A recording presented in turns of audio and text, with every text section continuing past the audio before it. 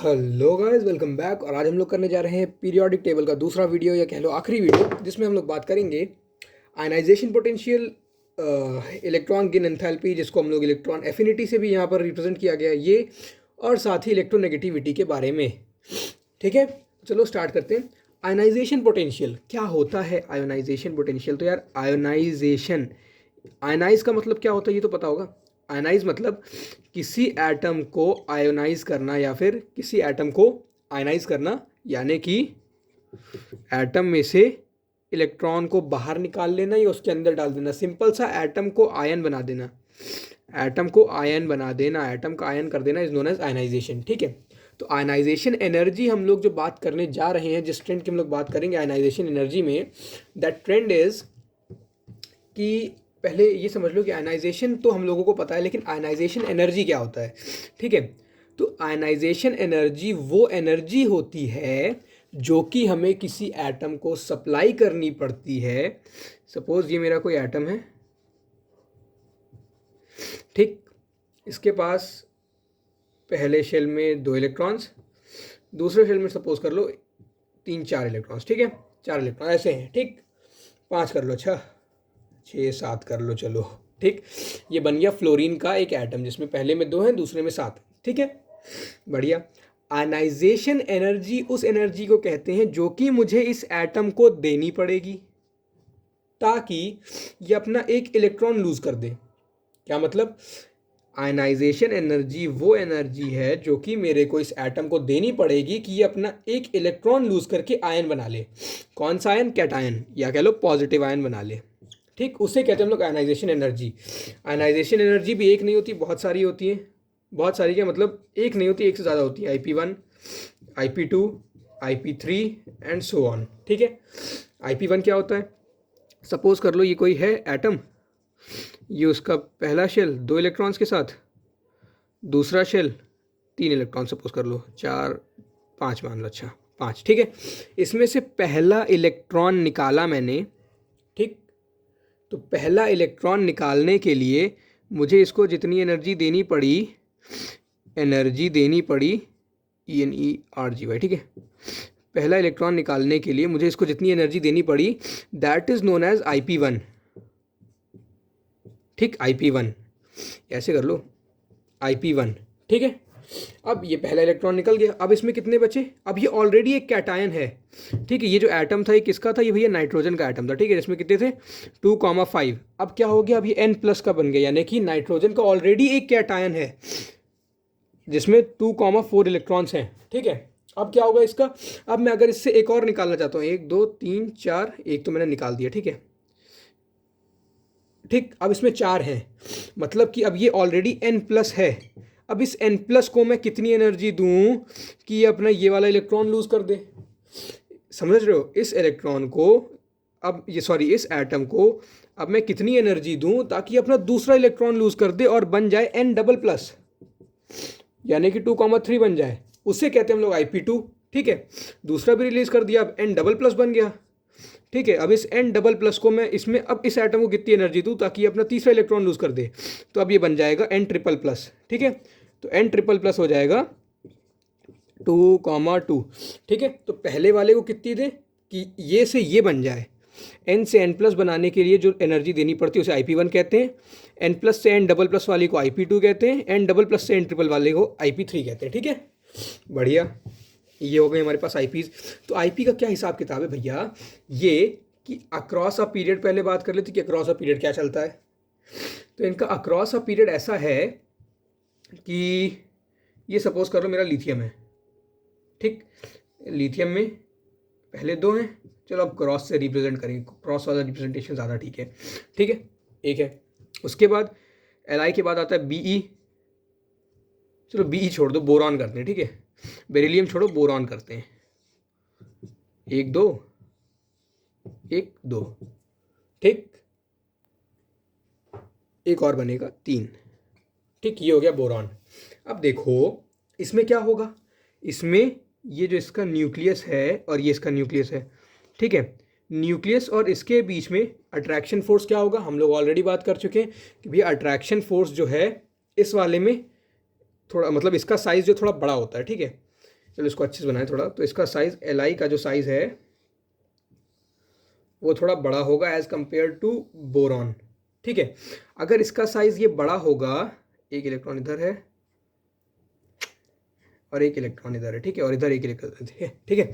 अब अगर ये डिस्टेंस ज़्यादा है, इधर डिस्टेंस कम है, ठीक, सपोज करो डिस्टेंस कम है, तो इधर डिस्टेंस ज़्यादा, तो इधर अट्रैक्टिव फोर्स क्या होंगी, ज़्यादा होंगी। यहाँ पर डिस्टेंस ज़्यादा है तो अट्रैक्टिव फोर्सेस कम होंगी। यहाँ पर डिस्टेंस कम है तो अट्रैक्टिव फोर्स क्या होंगी, ज़्यादा होंगी। और आईपी क्या होता है, आईपी इज़ कि मेरे को कितनी एनर्जी देनी पड़े ताकि वो इलेक्ट्रॉन निकल जाए, मेरे को कितनी एनर्जी देनी पड़े ताकि इलेक्ट्रॉन निकल जाए। तो यहाँ पर जो है अट्रैक्टिव फोर्स कम है, क्योंकि देखो डिस्टेंस ज़्यादा तो अट्रैक्टिव फोर्स कम तो मेरे को कम एनर्जी देनी पड़ेगी, या कह लो आसानी से मैं इस इलेक्ट्रॉन को निकाल लूँगा, ठीक है।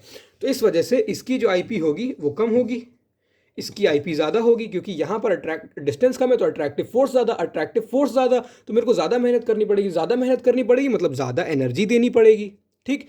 तो इस केस में आईपी जो है कम है, इस केस में आईपी जो है ज़्यादा है, ठीक है। यानी कि मैं ये कह सकता हूँ कि अक्रॉस द पीरियड जो है आईपी इंक्रीज होती है, ठीक है। इसमें एक्सेप्शन भी अभी उनकी बात कर लेंगे। ये देखो इसमें एक्सेप्शन होता है,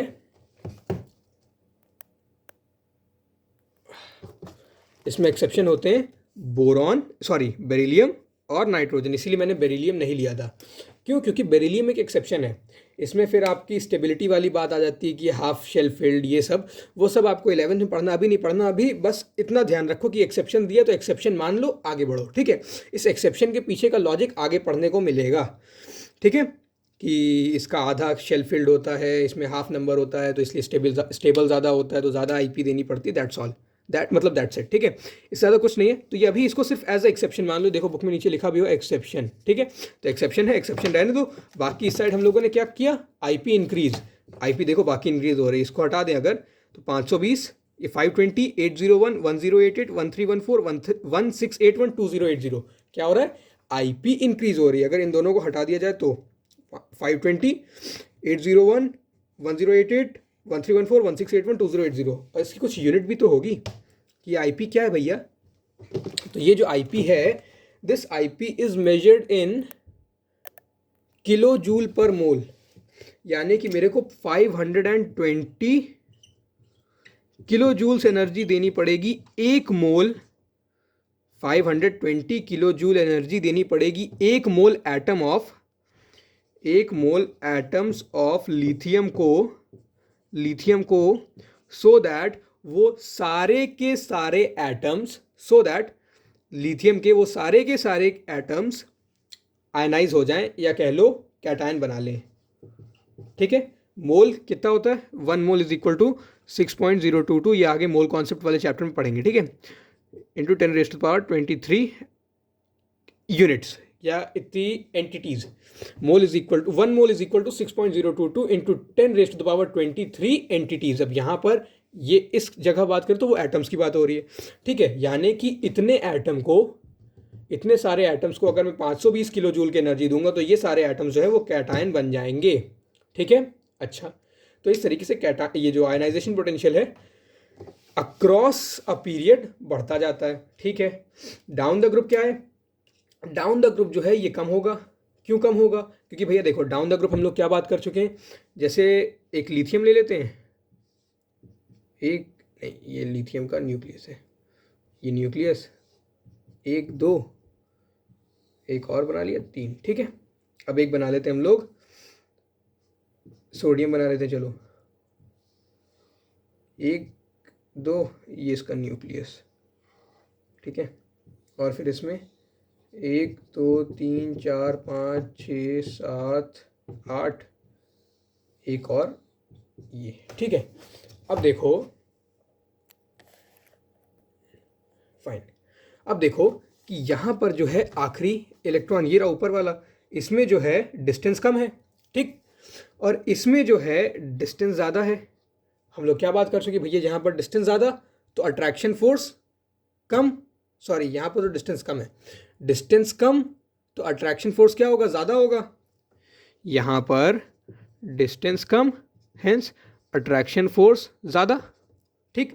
यहाँ पर क्या है, डिस्टेंस ज़्यादा तो अट्रैक्शन फोर्स कम, ठीक है। तो अब यहाँ पर क्या हो रहा है, यहाँ पर देखो अगर अट्रैक्शन ज़्यादा है तो हमें ज़्यादा मेहनत करनी पड़ेगी निकालने में, यहाँ पर अट्रैक्शन कम है तो हमें कम मेहनत करनी पड़ेगी निकालने में। तो मैं क्या कह सकता हूँ, यहाँ पर अट्रैक्शन ज़्यादा है तो आयनाइजेशन एनर्जी, आयनाइजेशन पोटेंशियल जो है, आयनाइजेशन एनर्जी कह दो, आयनाइजेशन एनर्जी जो है वो ज़्यादा होगी। क्यों? क्योंकि मुझे ज़्यादा मेहनत करनी, ज़्यादा एनर्जी देनी पड़ेगी। यहाँ पर डिस्टेंस ज़्यादा तो अट्रैक्टिव फोर्सेस कम, अट्रैक्टिव फोर्सेस कम तो यहाँ पर मेरे को कम मेहनत करनी पड़ेगी, कम मेहनत करनी पड़ेगी मतलब कम एनर्जी देनी पड़ेगी, हेंस आयनाइजेशन एनर्जी कम। तो मैं क्या कह सकता हूँ कि डाउन द ग्रुप जो होता है, down the group ionisation energy decreases. तो ये हो गया फाइनल, आयनाइजेशन ऐसे डिक्रीज करती है और ऐसे इंक्रीज करती है, और बीच में दो एक्सेप्शन आते हैं, ठीक, बढ़िया, कोई दिक्कत नहीं है। अब एक चीज इससे हम लोग ये समझ सकते हैं कि भैया सबसे ज्यादा आयनाइजेशन एनर्जी किसके पास होगी और सबसे कम किसके पास होगी। देखो सबसे ज़्यादा किसके पास होगी, सबसे ज़्यादा उसके पास होगी। देखो क्योंकि हम लोगों ने अभी क्या बात किया, ऐसे इंक्रीज करती है, ऐसे डिक्रीज करती है, ठीक है।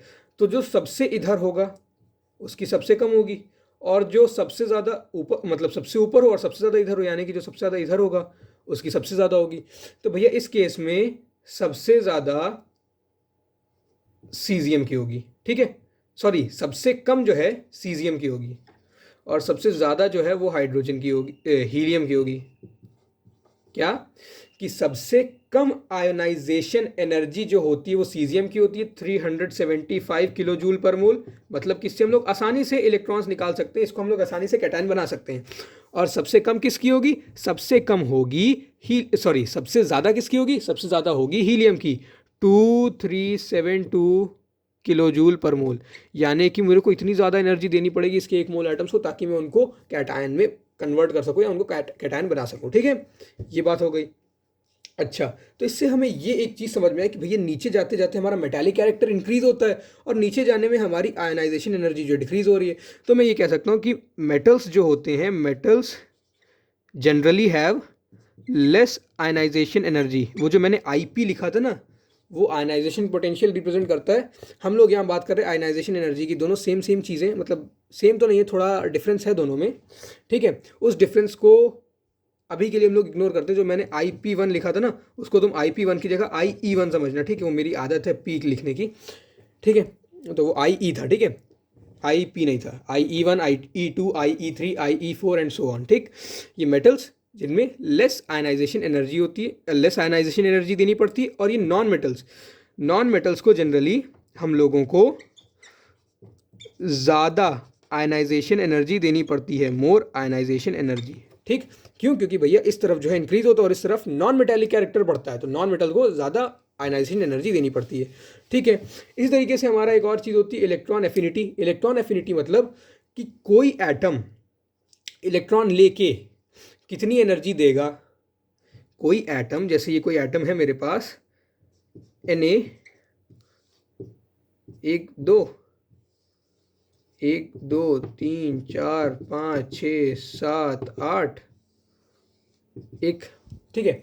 अगर मैं इसको एक इलेक्ट्रॉन देता हूँ, यानी कि कह लो एनायन बना देता हूँ मैं इसका, तो ये कितनी एनर्जी रिलीज करेगा एक इलेक्ट्रॉन लेके, ये कितनी एनर्जी रिलीज करेगा एक इलेक्ट्रॉन लेके, that is known as electron affinity, ठीक है।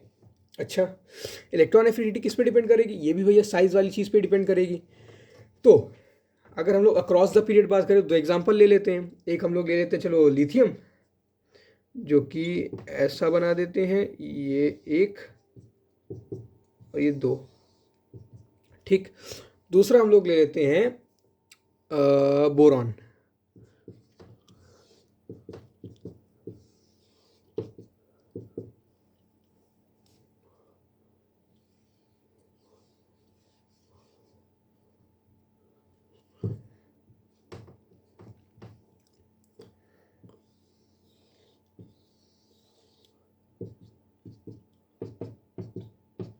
ठीक, ये बन गया बोरॉन। अच्छा, अब देखो इसमें क्या है मेरे पास, इसको अगर मैं इलेक्ट्रॉन दूंगा तो क्या ये खुश होगा? मतलब ये इलेक्ट्रॉन लेने पे एनर्जी देगा? तो इसको खुद ही समझो यार कि ये एनर्जी नहीं देगा। क्यों? क्योंकि मेटल्स जो हैं वो, समझ लो कि यहाँ पर हमारे पास दो अलग अलग ग्रुप्स हैं, एक मेटल्स एक नॉन मेटल्स। ठीक, मेटल विश्वास करता है इलेक्ट्रॉन देने में, मेटल अच्छा आदमी है, ठीक है। तो मेटल जो है वो विश्वास करता है दया पे, जनरॉसिटी पे, तो ये जो है दानवीर है। क्या ये दानवीर है? अच्छा। और ये नॉन मेटल क्या है? नॉन मेटल लालची टाइप का, नॉन मेटल मांगता है हमेशा, नॉन मेटल चाहता है मेरे को मिले, हर जगह से मिले, ठीक है। ये क्या है? सपोज कर लो लालची है, ठीक है। तो दानवीर को अगर कोई दान करेगा तो उसको अच्छा नहीं लगेगा, ठीक है। तो मेटल्स को अगर तुम इलेक्ट्रॉन दोगे, क्योंकि मेटल भैया क्या करते हैं, मेटल तो डोनर होते हैं, मेटल तो अपना इलेक्ट्रॉन दे के स्टेबिलिटी गेन करते हैं। तुम अगर इनको इलेक्ट्रॉन दोगे तो ये एक्सेप्ट नहीं करेंगे, खुश नहीं होंगे ज़्यादा, ठीक है। तो ये तुम्हें थोड़ी एनर्जी देंगे, ठीक है दे दिया चलो कोई बात नहीं, तो ये थोड़ी एनर्जी देंगे। ये लालची है, इनको क्या चाहिए? हमें दो, हमें और ज़्यादा दो, हमें जितना मिलेगा उतना अच्छा है, ठीक है। तो जब नॉन मेटल्स को हम लोग इलेक्ट्रॉन देंगे तो वो ज़्यादा खुश होंगे, ज़्यादा एनर्जी देंगे, ठीक है। तो नॉन मेटल जो है एनर्जी ज़्यादा देंगे, ठीक। तो यही चीज़ है। इसको अगर हम लोग यहाँ पर देखें, इसमें इसकी -59.8 है, ये तो एक्सेप्शन, इसको छोड़ दो। इसकी -88 है, इसकी -122, इसकी -140, इसकी -327, बढ़ती जा रही है, ठीक है। आप कहोगे भैया यहाँ तो माइनस साइन लगा हुआ है, तो माइनस साइन के साथ बढ़ना तो कम होना है, ठीक है। तो यहाँ पर जो माइनस साइन है ना, ये क्या रिप्रेजेंट कर रहा है ये समझ लो। ये माइनस साइन जो है नेगेटिव नहीं रिप्रेजेंट कर रहा है, क्योंकि एनर्जी नेगेटिव नहीं हो सकती, ठीक है। एनर्जी जो है नेगेटिव नहीं हो सकती। ये माइनस साइन जो है ये रिप्रेजेंट कर रहा है एक्सोथर्मिक रिएक्शन को। हम लोग पढ़ चुके ना केमिस्ट्री में एक्सोथर्मिक और एंडोथर्मिक। एक्सोथर्मिक क्या होता है? जिसमें हीट का रिलीज हो, एक्सोथर्मिक मतलब रिलीज। इसी का एक भाई होता है जो होता है एंडोथर्मिक। एंडोथर्मिक होता है गेन, गेन। एंडोथर्मिक होता है गेन ऑफ एनर्जी, ठीक है। तो एक्सोथर्मिक रिएक्शंस को हम लोग माइनस साइन से रिप्रेजेंट करते हैं। अगर माइनस डेल्टा लिखा है इसका मतलब है कि हीट निकल रही है, और अगर प्लस डेल्टा लिखा है मतलब कि हीट वो ले रहा है। तो यहाँ पर माइनस, जैसे लिथियम के लिए -59.8 लिखा है, मतलब कि वो 59.8 किलो जूल एनर्जी पर मोल ही देगा, मतलब कि वो इतनी एनर्जी देगा, ज़्यादा एनर्जी नहीं देगा, ज़्यादा खुश नहीं है ये लिथियम के लिए, ठीक है। यही अगर हम लोग बात करें फ्लोरीन के लिए, तो फ्लोरीन भैया बहुत खुश है, वो तो लालची है, वो तो चाहता है कि मेरे को और दो। इसकी लिखी हुई -327 किलो जूल पर मोल। तो इसका ये मतलब है कि ये जो है -327 में माइनस हटा दो, 327 जूल एनर्जी देगा। माइनस का मतलब यहाँ पर देगा से है, ठीक है। बढ़िया, चलो। और ये जो हम लोगों ने अभी बात की लालची आलची वाली, ऐसा नहीं होता। ये एग्जैक्टली होता है कि मेटल्स जो होते हैं वो डोनर होते हैं, और नॉन मेटल्स जो होते हैं वो गेनर होते हैं। तो वही डोनर को मैंने दानवीर कह दिया, गेनर को मैंने लालची कह दिया, ऐसा कुछ नहीं होता, ठीक है ना। तो जितना ये जो फ्लोरीन या नॉन मेटल्स वगैरह होते हैं ना, इनका क्या सोर्स होता है? देखो फ्लोरीन 1 2 3 4 5 6 7, इसके पास 7 है। ये स्टेबिलिटी के लिए क्या करेगा? ये एक लेना ज़्यादा प्रेफर करेगा, ना कि 7 देना, ठीक है। अगर इसको एक मिल जाए तो ऑक्टेट रूल के हिसाब से इसकी स्टेबिलिटी कंप्लीट हो जाएगी, ठीक है। तो ये एक लेना ज़्यादा प्रेफर करेगा, इसलिए अगर इसको एक मिल जाता है ना तो ये बहुत खुश होगा, ठीक है। लालची वाली बात तो बस मैंने समझाने के लिए बता दी कि आप लोगों को याद रहे, ऐसा लालची आलची कुछ होता नहीं है। ये जो है एक लेना ज़्यादा प्रेफर करेगा बजाय 7 देने के, ठीक है। इसने एक ले लिया, स्टेबल हो गया, इस वजह से ये जो है अगर इसको एक तुम दोगे तो ये ज़्यादा खुश होगा, इस वजह से इसकी जो इलेक्ट्रॉन एफिनिटी है वो ज़्यादा है। तो हम लोगों ने क्या सीखा? Across the period electron affinity increases, ठीक है। Across the period electron affinity increases. बढ़िया। उस तरह डाउन द पीरियड क्या होगा? डाउन द पीरियड देखो, डाउन द पीरियड जैसे जैसे हमारा साइज बढ़ेगा, अब की बार मैं सीधा सीधा बना रहा हूँ, ये आपका लिथियम है, ये इसका आखिरी वाला शेल है, ठीक है। ये सोडियम है, ये सोडियम का आखिरी वाला शेल है, इसका साइज़ बड़ा होगा। अब हम लोग जानते हैं क्यों होगा, मैं बार बार रिपीट नहीं करूँगा, इसीलिए वीडियो लंबा हो जाता है, फिर टाइम ज़्यादा लगता है। एक ही चीज़ आप लोगों को भी सुननी पड़ती है, मेरे को भी बोलनी पड़ती है, ठीक है। अच्छा, ये जो है डिस्टेंस यहाँ पर ज़्यादा है, यहाँ पर डिस्टेंस कम है, ठीक। तो हम लोगों ने भी बात की कि इलेक्ट्रॉन एफिनिटी क्या होता है, इलेक्ट्रॉन देने पे कितनी एनर्जी रिलीज करें, ठीक है। और हम लोगों ने ये भी बात कर ली कि मेटल जो है, मेटल भरोसा करता है दानवीरता पे। मेटल दानवीर होता है, उसको दोगे तो वो खुश नहीं होगा, ठीक है। तो ये कम मेटल होता है, नीचे ज़्यादा मेटल होता है। हम लोगों ने ये भी बात कर रखी कि नीचे मेटेलिक कैरेक्टर जो इंक्रीज होता है, मेटल इंक्रीज, ठीक है। तो जितना नीचे जाएंगे उतना मेटालिक कैरेक्टर इंक्रीज होगा। तो भैया ये जो है ये कम मेटालिक है, तो अगर इसको दे दोगे तो ये फिर भी थोड़ा खुश हो जाएगा, ठीक है। लेकिन नीचे वाले जो हैं, नीचे और ज़्यादा मेटालिक हैं, उनकी सेल्फ रिस्पेक्ट और ज़्यादा, इनको दोगे तो ये उतना खुश नहीं होंगे, ये जो है कम खुश होंगे। ये क्या होंगे? कम खुश होंगे, समझ रहे हो। तो जितना मेटालिक कैरेक्टर बढ़ेगा उतनी इलेक्ट्रॉन एफिनिटी कम होगी, ठीक है।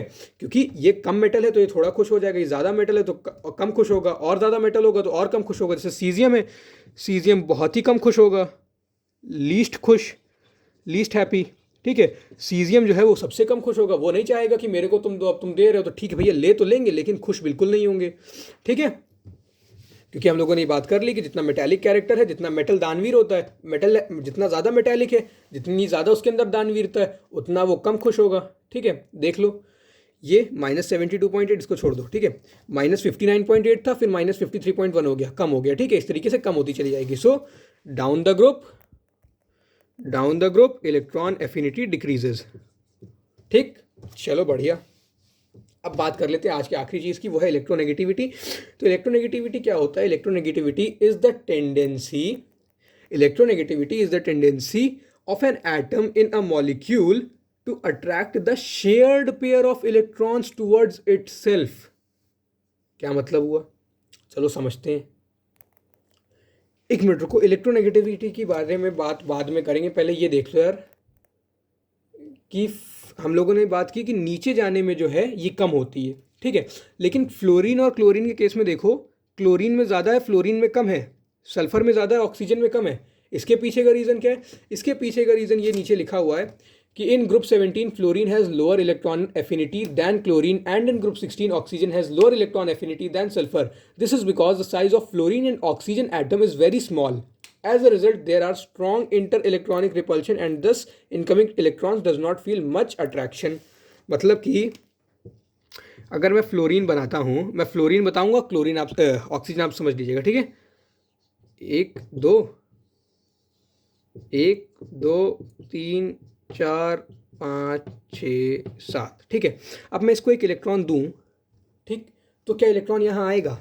देखो यार, इनके बीच में खुद में ही इतना ज़्यादा रिपल्शन है, ये इनको रिपेल करेगा, ये इनको एक दूसरे को रिपेल करेंगे, तो इतना ज़्यादा इनके अंदर रिपल्शन, देखो इलेक्ट्रॉन्स इतने ज़्यादा भर गए कि इसमें इतना ज़्यादा इलेक्ट्रॉनिक रिपल्शन होगा कि ये आना ही नहीं चाहेगा। इसलिए यहाँ पर जो है इलेक्ट्रॉन एफिनिटी जो है वो कम हो जाएगी। ये ऐसे समझो कि आपके घर पे गेस्ट आए हुए हैं, या देखो ये फ्लोरीन का घर मान लो, ठीक है, ये मान लो फ्लोरीन का घर है, ठीक है। इलेक्ट्रॉन जो है वो इसके यहाँ मेहमान है, तो ये मेहमान इस घर में तभी तो आएगा जब ये घर अच्छा हो, आने लायक हो। मान लो इस घर के अंदर जो मेंबर्स हैं, यानी कि इसके जो खुद के इलेक्ट्रॉन्स हैं, इसके घर के मेंबर्स खुद ही में लड़े पड़े हैं, यानी कि इसके जो इलेक्ट्रॉन्स हैं वो इलेक्ट्रॉन्स खुद ही में रिपल्सिव फोर्स उनके अंदर बहुत ज़्यादा है, इंटर रिपल्सिव फोर्स बहुत ज़्यादा है, खुद ही में लड़े पड़े हैं, खुद को एक दूसरे को रिपेल कर रहे हैं, तो ये इसके घर में आना चाहेगा। सपोज करो कि ये होस्ट है, होस्ट अगर अच्छा नहीं है तो गेस्ट होस्ट के घर पे आना चाहेगा। मान लो आपको अपने किसी रिश्तेदार के घर जाना है, प्लीज़ डोंट माइंड, मैं बस एक एग्जांपल दे रहा हूँ, ठीक है, जस्ट सपोज करना, ठीक है, डोंट माइंड, कि अगर आपको अपने रिश्तेदार के घर जाना है और आपको पता है कि उनके यहाँ अच्छा माहौल नहीं है, ये उससे लड़ता रहता है, वो इसको मारता पीटता रहता है, मार पिटाई होती रहती है, तो क्या आप वहाँ जाओगे? नहीं जाओगे। वो इलेक्ट्रॉन के साथ है कि इलेक्ट्रॉन फ्लोरीन के पास क्यों आएगा? जब वो देखेगा कि फ्लोरीन के घर में, यानी कि फ्लोरीन के एटम में उसके जो इलेक्ट्रॉन्स है खुद के अंदर ही उनके अंदर इतना इंटर रिपल्शन फोर्स है, तो वो यहाँ आना ही नहीं चाहेगा, ठीक है। वही चीज़ होती है। अब ये आ गया होगा। अब हम लोग वापस आते हैं अपने टॉपिक पे, इलेक्ट्रोनेगेटिविटी। तो इलेक्ट्रोनेगेटिविटी क्या होता है? तो इलेक्ट्रोनेगेटिविटी जो है वो मॉलिक्यूल्स में एग्जिस्ट करती है, सिंगल एटम में इलेक्ट्रोनेगेटिविटी नहीं होती, ठीक है। जैसे मान लो मैंने बनाया CH4 नहीं, C और H की बहुत पास होती है, CH4 नहीं, मान लो मैंने बनाया CO2, ठीक है। सपोज करो मैंने HCl बना लिया, छोड़ो सब छोड़ो, HCl बना लिया, ठीक है, वो सिंपल सा है, ये H, इसके साथ ये Cl लगा है, ठीक है। अगर हम लोग इसके स्ट्रक्चर की बात करें भैया, तो HCl कुछ ऐसा दिखता है, देखो H हम लोग जानते हैं ये H है, इसमें एक इलेक्ट्रॉन होता है, ठीक है। Cl कुछ ऐसा है, पहले वाले में 2 होंगे, पर मैं पहला वाला नहीं बना रहा, सीधा तीसरा वाला बनाते हैं, पहले में 2 होंगे, दूसरे में 8 होंगे, तीसरे में 7 होंगे, ठीक है। मैं ना दूसरा बना रहा हूँ ना पहला बना रहा हूँ, मैं सीधा तीसरा बना रहा हूँ। तो इसमें 1 2 3 4 5 6 7, ठीक है। अब यहाँ क्या होगा? हम लोगों ने एक चीज़ पढ़ी है, कोवैलेंट बॉन्ड। क्या पढ़ा है? कोवैलेंट बॉन्ड, जिसमें क्या होता है, इलेक्ट्रॉन की शेयरिंग। अभी नहीं पढ़ी तो अगले चैप्टर में इलेक्ट्रोनेगेटिविटी वाली चीज़ और अच्छे समझ में आएगी। ठीक है, तो ये क्या करेंगे, ऐसे इलेक्ट्रॉन्स की शेयरिंग कर लेंगे। क्या कर लेंगे? ऐसे इलेक्ट्रॉन्स की शेयरिंग कर लेंगे। तो ये क्या होगा, ये इलेक्ट्रॉन जो है इसके लिए काम करेगा, और ये वाला इलेक्ट्रॉन, ये देखो, ये वाला इलेक्ट्रॉन जो है, अब ये क्रॉस वाला, ये H के लिए भी काम करेगा, Cl के लिए भी काम करेगा, और ये वाला जो इलेक्ट्रॉन है ये भी H के लिए काम करेगा, ये भी Cl के लिए भी काम करेगा। तो अब इसमें कितने हो गए? इसमें पहले एक था, अब ये और ये इसमें दो हो गए। ठीक, इसकी स्टेबिलिटी हो गई। ठीक है, इसमें पहले 7 थे, अब इसको ये 1 मिल गया, इसमें भी 8 हो गए, इसकी भी स्टेबिलिटी हो गई। लेकिन इसमें समझने वाली बात ये है, क्या तुम्हें लगता है ये इलेक्ट्रॉन बिल्कुल बीच में रहता है, मतलब ये दोनों इलेक्ट्रॉन्स बिल्कुल बराबर से दोनों का करते हैं? नहीं, ऐसा नहीं होता। ये जो इलेक्ट्रॉन है, ये क्लोरीन जो है, इस इलेक्ट्रॉन को ज़्यादा खींच लेता है, और ये जो है ना, इस इलेक्ट्रॉन को उतना ताकत से खींच पाता, ना इसको इतना ताकत से खींच पाता है। क्यों? क्योंकि भैया देखो, इधर जो है 7 इलेक्ट्रॉन्स हैं, ठीक है, और इधर जो है ये वाला जो चार्ज है बीच वाला क्लोरीन का, वो भी बहुत ज़्यादा है। अंदर जो इसका न्यूक्लियस में चार्ज है, न्यूक्लियर चार्ज बहुत ज़्यादा है, तो ये इसको बहुत ताकत से अट्रैक्ट करता है। ठीक है, तो इनका जो बॉन्ड बनता है उसमें ये वाला इलेक्ट्रॉन जो है ना, ये वाला भी थोड़ा इधर चला जाता है। ठीक है, इसके पास ये तो इसका रहता ही है।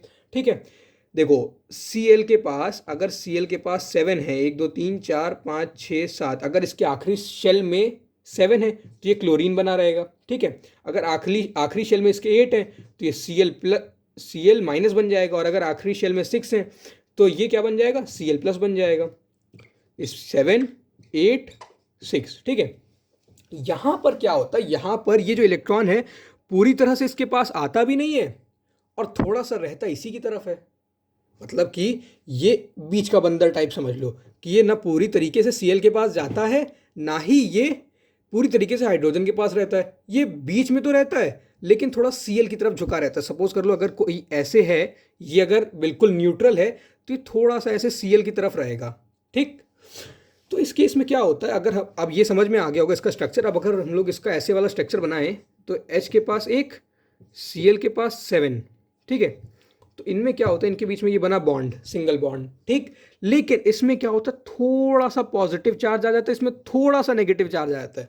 पूरा नेगेटिव नहीं होता, थोड़ा सा पॉजिटिव और थोड़ा सा नेगेटिव। क्यों? क्योंकि जो इलेक्ट्रॉन है जिसको ऐसे होना चाहिए, अगर ये ऐसे होगा तो दोनों बिल्कुल बराबर होंगे, जितना ये उतना ये। ठीक, अगर ये इलेक्ट्रॉन बिल्कुल इधर चला जाएगा तो जितना, मतलब तो ये पूरा Cl माइनस हो जाएगा, और ये पूरा H प्लस हो जाएगा। ठीक है, और ये पूरा इलेक्ट्रॉन इधर आ जाएगा तो ये पूरा H माइनस हो जाएगा, ये Cl प्लस हो जाएगा।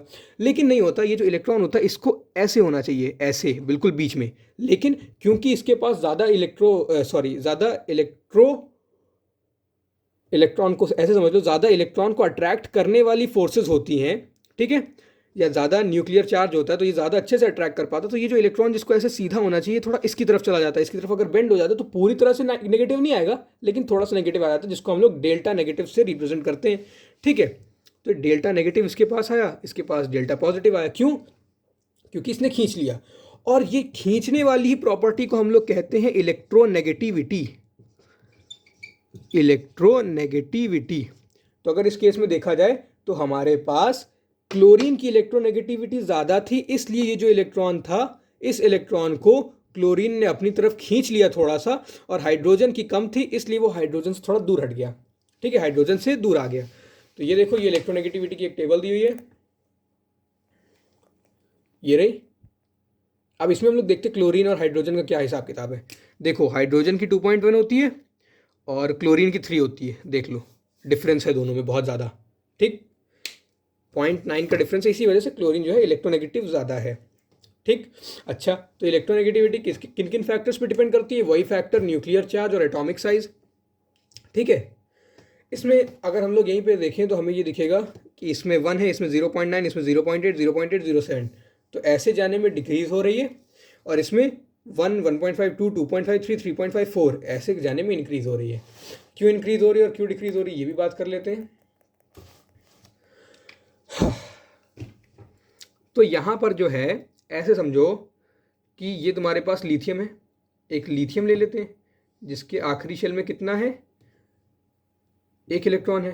ठीक है, एक बोरॉन ले लेते हैं, इसके आखिरी शेल में कितना है, बोरॉन के में 1 2 तीन इलेक्ट्रॉन है, ठीक है।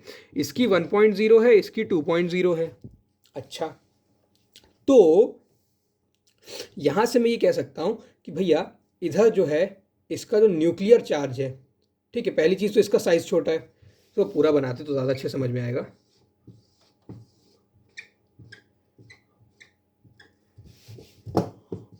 ये देखो, ये बोरॉन जो है इसका जो साइज़ है ये छोटा होगा, ये बात तो कोई दिक्कत नहीं है ना, बोरॉन का साइज़ छोटा होगा, ठीक है। इसका साइज़ जो है बड़ा होगा, इसका साइज़ बड़ा है, इसका साइज़ छोटा है, ठीक है। दूसरी चीज़ क्या है, इसमें जो है अंदर न्यूक्लियर में जो न्यूक्लियर चार्ज है, जो अंदर पॉजिटिव चार्ज है वो इसमें कम होगा, इसमें ज़्यादा होगा। होगा कि नहीं होगा? हाँ भैया बिल्कुल होगा।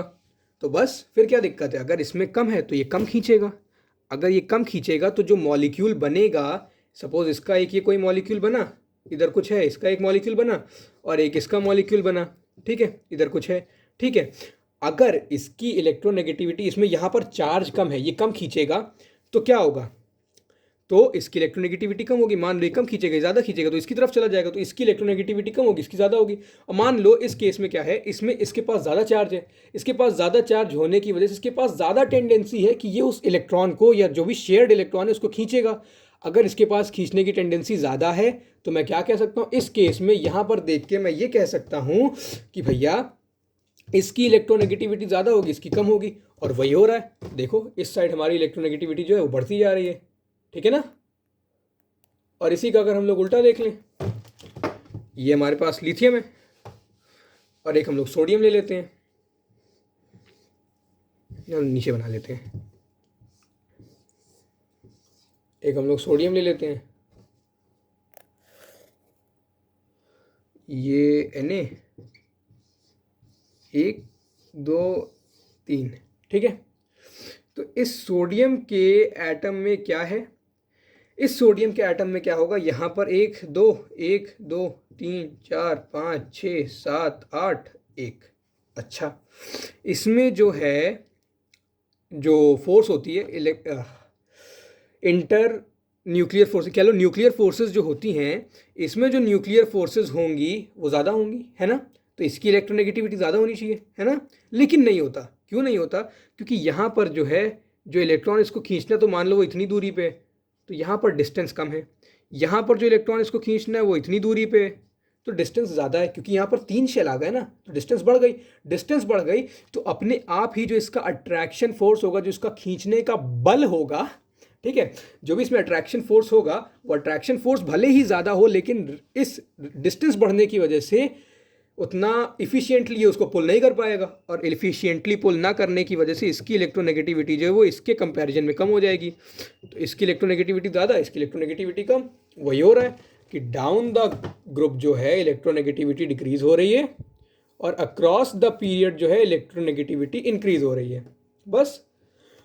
अच्छा, तो अब अगर मैं ये देखूं तो मैं भैया यहाँ से कह सकता हूँ कि सबसे ज़्यादा किसकी होगी, सबसे कम किसकी होगी, जो सबसे ज़्यादा नॉन, अब यहाँ पर देखो जितना इधर जा रही है मतलब जितना नॉन मेटल बन रहा है उतना इंक्रीज हो रही है, और जितना नीचे आ रही है मतलब जितना मेटल बन रहा है उतना डिक्रीज हो रही है। तो जो सबसे ज़्यादा नॉन मेटेलिक कैरेक्टर शो करेगा, जो सबसे ज़्यादा नॉन मेटेलिक कैरेक्टर शो करेगा उसकी इलेक्ट्रोनेगेटिविटी सबसे ज़्यादा होगी। और सबसे ज़्यादा नॉन मेटेलिक कौन शो करता है, फ्लोरीन, तो सबसे ज़्यादा किसकी होगी, फ्लोरीन की। और जो सबसे ज़्यादा मेटेलिक कैरेक्टर शो करेगा उसकी सबसे कम होगी। सबसे ज़्यादा मेटेलिक कौन सा शो करता है, सीजियम, तो सबसे कम किसकी होगी, सीजियम की। यही ऊपर दिया भी हुआ, अगर आप ध्यान से पढ़ें तो आपको मिल जाएगा कि highest value of electronegativity for fluorine is taken as 4.0 and the lowest one is taken for caesium as 0.7, ठीक है। सो दैट इज इट, यहाँ पर खत्म हो रहा है ये वाला चैप्टर, क्योंकि अब इसके आगे हमारे पास melting point, boiling point type physical properties है जो आपको याद करनी पड़ेंगी, ठीक है। एक टेबल, ये वाली जो टेबल है इसको यार याद कर लेना, बहुत सही टेबल है ये। एक टेबल में पूरे चैप्टर की समरी जो मेरे को समझाने में 2 घंटे लगे, वो चीज़ सिर्फ पूरी एक टेबल में मिल जाएगी आपको। और इसी से क्वेश्चन आएगा कि पीरियड वाइज कैसा होता है और ग्रुप वाइज कैसा होता है। इसमें सब कुछ दिया मिल जाएगा कि भैया अक्रॉस द पीरियड कैसा है, डाउन द ग्रुप कैसा है, और कौन सी प्रॉपर्टी है, ठीक है। अगर आपके पास ये बुक है बहुत बढ़िया, नहीं है तो आप चाहो तो इसका स्क्रीनशॉट ले सकते हो और नोट्स बनाते रहना, इसको अपने नोट्स में भी उतार लेना, ठीक है। So with this let us end this video here. अब ये चैप्टर आप खत्म हो चुका है। So finally I would like to say, मेरी वही पुरानी घिसी पिटी 4-5 लाइनें, stay tuned, keep learning, good bye, thank you and take care.